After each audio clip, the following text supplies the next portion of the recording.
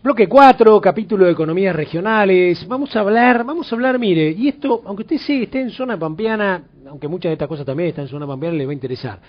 Vamos a ver qué pasa con el sector apícola, vitivinícola, tabacalero, yerbatero, algodonero, el sector de aromáticas, un espacio realmente interesantísimo, azucarero, del té, citrícola, olivícola, fruto de pepita y carozo, arrocero. Cuando uno mira todo esto dice, qué bárbaro, la Argentina, la realidad, qué cantidad de productos, riqueza, etcétera. Vinos, que a mí me apasiona, el sector olivícola, cosas que son productos realmente de valor agregado que se hacen en lugar de origen. Bien, lo tenemos al ingeniero agrónomo Pablo Bernengo, dije específicamente lo de ingeniero agrónomo porque lo voy a presentar como director ejecutivo de economías regionales de la Cámara de la Mediana Empresa, donde normalmente lo conocemos hace muchos años Osvaldo Cornidi, alguien que siempre ha peleado en este sentido muy políticamente con todo lo que tiene que ver con la mediana empresa. Y bueno, ver un ingeniero agrónomo metido en esto, la verdad que es interesante porque son espacios que hay que cubrir. Así que bienvenido, Pablo, nos conocemos hace muchos años también con vos. Gracias, Ricardo, por esto y saludos a toda la teleaudiencia. No, un poco la Confederación Argentina de Mediana Empresa, hace 3 años, digamos, quería tener una voz en el interior y la manera de manifestarlo, que lo pidieron que si podían incorporarse dentro de la Confederación, fueron las federaciones económicas de distintos puntos del país, para incorporarse dentro de la Confederación y tener un espacio y poder hacer los reclamos del sector primario, agropecuario. Y hoy contamos en nuestra estructura con más de 300 federaciones, cámaras, entre otras, de todos esos complejos productivos de los cuales vos estuviste mencionando al principio. Pablo, un dato interesante y que por ahí uno lo ve, ¿no? Cuando dice, si el tipo de cambio en los últimos 5 o 6 años aumentó nada más que un 50%, y uno analiza la inflación real, es decir, la inflación real medida en todo lo que aumenta la mano de obra, lo que aumenta el hecho del conocimiento aplicado, muchas de las variables internas, etcétera, incluso también todo lo que es luz, gas, etcétera, que en algún momento estuvo más o menos financiado por el Estado, pero de repente pegó un salto que prácticamente acomodó esas variables de ese tipo de cosas. Entonces, claro, acá uno se imagina una persona que de repente está produciendo vino, ¿no? Que arma una bodega, la arma con su familia, que hay mucho de ello, una típica pequeña y mediana empresa, quiere exportar, se encuentra con que sus costos han aumentado, el dólar se ha quedado, y uno no puede ir y decirle un vino que valía $7 en Estados Unidos, mira, te lo aumento ahora al 200%, que es lo que ha aumentado la inflación a lo mejor en los últimos 7, 8 años, ¿no? Esto se nota en muchas de estas economías regionales, su poder de competitividad, ¿no? Como perdido. Totalmente. Hemos perdido la rentabilidad en muchos complejos agropecuarios, sobre todo los que exportan. Pero los factores, como vos bien decís, es cierto, nuestros costos internos han aumentado, que nosotros habiendo hecho un estudio CREA muy interesante, surge que, digamos, la variación de la energía, la mano de obra, el gasoil, la urea, variaron del de 270% hasta 170% en el periodo 2005, septiembre de 2012. O sea, 7 años, más o menos. Como exacto. O sea, 200 y pico por ciento. Claro, o sea, mientras que el tipo de cambio se varió un 52%. Y el valor, por decirte, una de estas producciones, la aceituna, solamente se incrementó en un 5%. ¿Qué pasa? En la Argentina se produjo, es decir, en el 2005 los sectores de las economías regionales eran competitivas, ¿sí? Con este tipo de cambio y con las pautas que estaban marcadas de aquel tiempo. También entendemos que el tipo de cambio hoy es competitivo para lo que es el 60% de las exportaciones argentinas, que llámese que es soja, maíz, trigo. No entonces, porque sea competitivo el tipo de cambio, sino porque es ultra competitivo el sector y los precios del mundo es una externalidad que lo está acompañando. Está bien, ¿no? A ver, todo lo que vos quieras, digamos, los vientos de cola que vos tengas, pero lo que nosotros no podemos desconocer que este tipo de cambio está clavado para lo que es para explicar el 60% de nuestras exportaciones. Ahora bien, dentro de esto, como eso encaja, hay ciertas cosas que no encajan. Entonces, por ende, tuvimos que ir a ver justamente al ministro de Agricultura para plantearle estos desfasajes que estamos teniendo y para que realmente el interior se pueda mover como se movió desde 2005 hasta el 2009 perfectamente y armonizando estas variables que se iban produciendo. Pablo, vos desde un punto de vista justamente agronómico, con la experiencia que tenés y ahora con esta nueva experiencia de estos 3 años de salir a mirar, digamos, las economías, ¿cómo ves al ser humano, ¿no? Que es lo importante, ¿no? A la persona que está produciendo, que tiene sus empleados, que tiene su gente, digamos. Eso se debe notar en que vos digas, bueno, a lo mejor bajo la cortina o tengo dudas si sigo, digamos. ¿Cómo son los reclamos? Mira, varía de región a región. Vos, como también lo conocés, Ricardo, que caminaste todo el país, el hombre de campo es hombre de campo y nació y va a morir ahí en el interior. Ahora bien, ¿cómo lo hace? ¿Cómo se desarrolla? ¿Qué calidad de vida? Bueno, ahí es allá donde estamos teniendo, se ven, digamos, esas quietudes. Y sobre todo lo ves cuando se empiezan a morir los pueblos.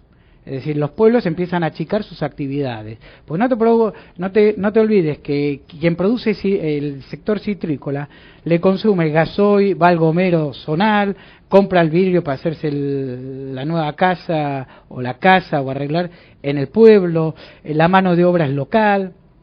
Es decir, y otra diferencia muy marcada que tenemos con el sector pampeano es la utilización de mano de obra. Vos sabés claramente que la soja, por decir, los cultivos extensivos en pampa húmeda, te consume medio jornal por hectárea, mientras que si vos tenés un arándano o tenés el sector olivícola, estamos hablando de 90 a 120 jornales. También coincidimos, y eso se lo planteamos al ministro, que estamos de acuerdo con las políticas salariales que se viene desarrollando para mantener el consumo interno, digamos el alto consumo interno. Es importantísimo. ¿Es sustentable eso, Pablo?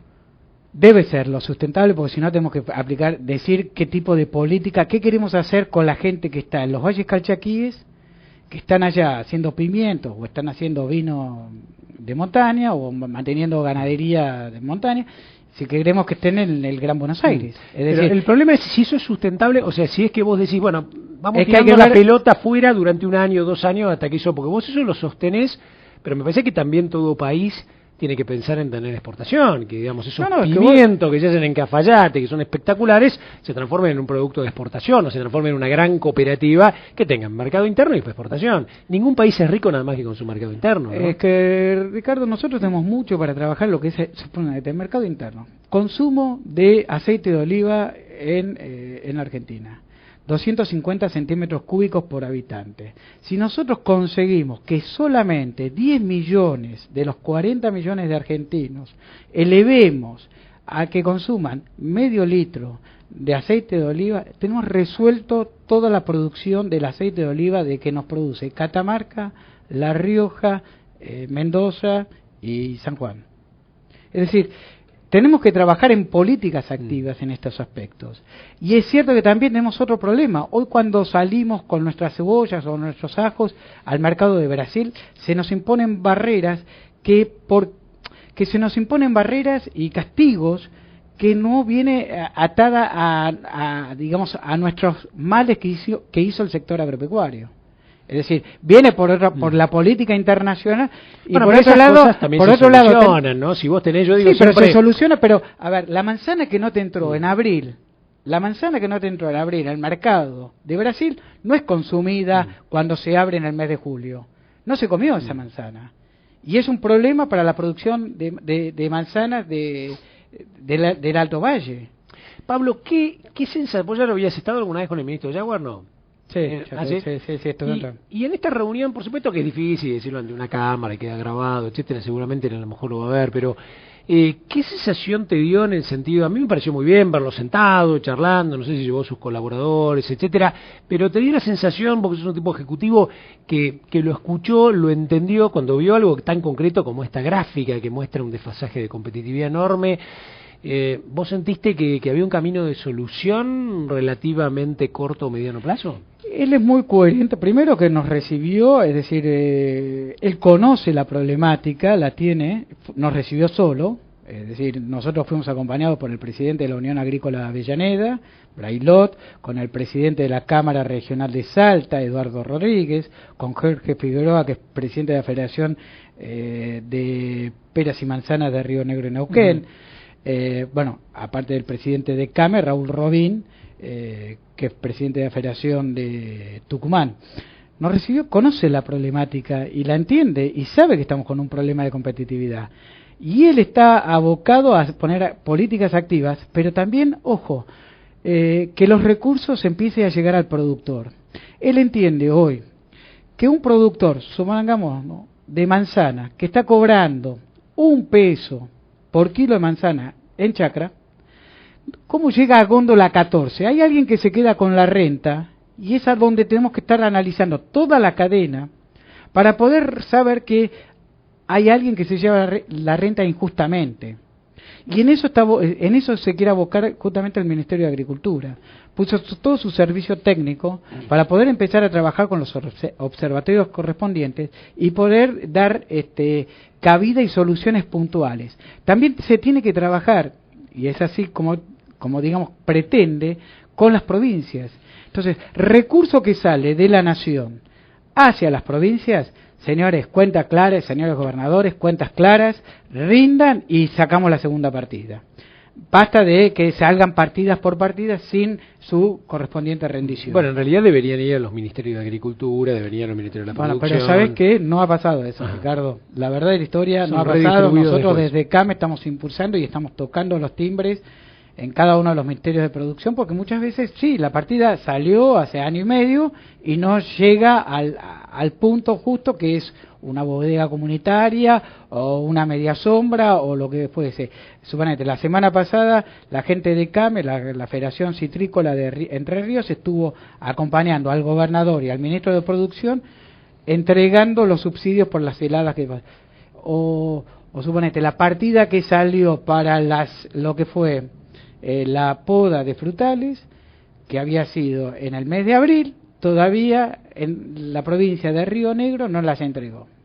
Entonces, es decir, no te sirve, si llega tarde no te sirve, porque no tenés el recurso. Bueno, te agradezco mucho, Pablo, y queda abierta, a mí es un tema que me apasiona. Dentro de Agrositio tenemos hasta una sección especial, economías regionales, replicamos todo lo que nos llegue de todos lados, de lo que sea información, me apasiona enormemente, me apasiona también, digamos, estando en el Consejo de Ingeniería Agronómica, y lo trabajamos, y vamos a hacer llegar toda esta información que vos nos volcás, y además queda abierta la puerta para que nos cueste los avances, porque es interesante vos, estando dentro de una confederación, que después nos puedas contar cuáles son los resultados. Yo quiero aprovecho esto para invitar a la próxima jornada sectorial que vamos a hacer en Jujuy el próximo 12 de octubre en la sociedad rural. Invitamos a todos los sectores donde en talleres el propio protagonista, que es el productor, es el que va a estar hablando en cada una de las mesas que estamos trabajando. Muchísimas gracias, Pablo, Ricardo. Y lo publicamos cuando nos manden la información. Dale, gracias. Nos vamos al quinto bloque, estamos acá con Matías Longoni. Bueno, con Matías Longoni nos deberíamos hacer un picnic, seguro que no lo vamos a hacer, es que decir que espérenos 1 minuto y medio.